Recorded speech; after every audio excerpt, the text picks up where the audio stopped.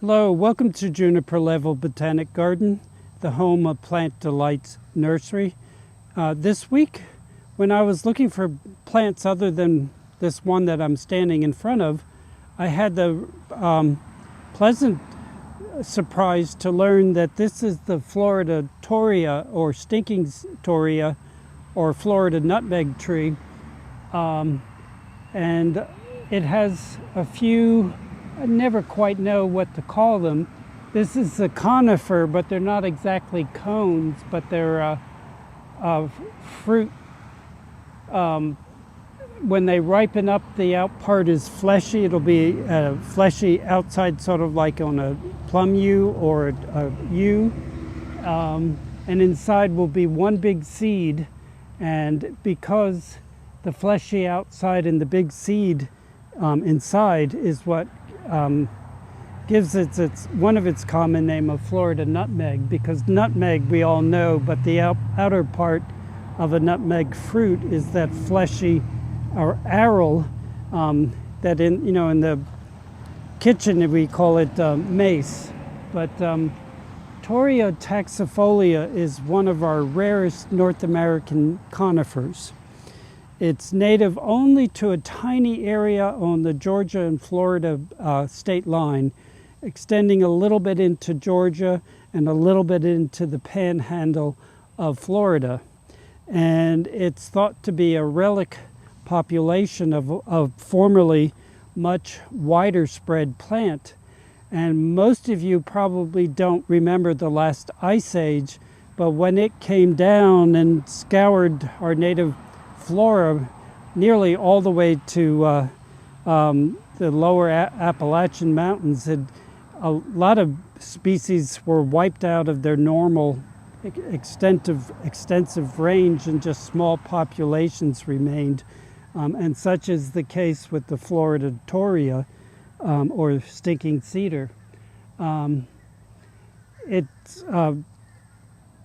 The Torreya, they are related to taxus. They have needles like taxus, but with a very stiff point to the tip of the needles.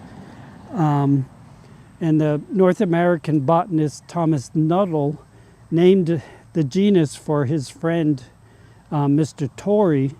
And so the genus is Torreya, and it's Torreya taxifolia, which obviously means foliage like taxus.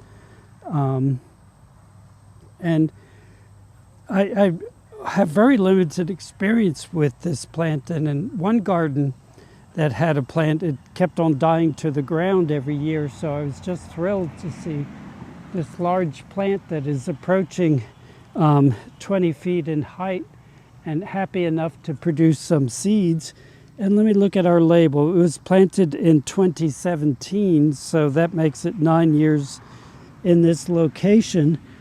And I have to think it wasn't a very large plant when it was planted.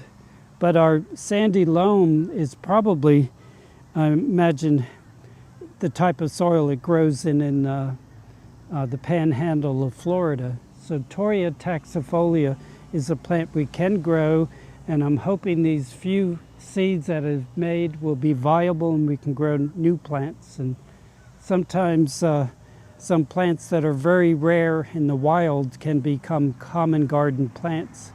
I think of two Asian plants, ginkgo and metasequoia, the dawn redwood, which are extremely rare in the wild. I believe ginkgo is not known in the wild any longer, but are very common in gardens. So maybe that will be the future of the stinking cedar of Florida. It's the wood or the damaged bark when you harvest the wood that has a peculiar odor, is my understanding. And the wood is very highly resistant to rot. So like a eastern red cedar or other types of cedar. So it was highly favored for fence posts. But nowadays we should just grow it in gardens to preserve it. So one of the very interesting plants in our large plant collection in the Juniper Level Botanic Garden. Thank you for your time, and I hope to see you again in the garden.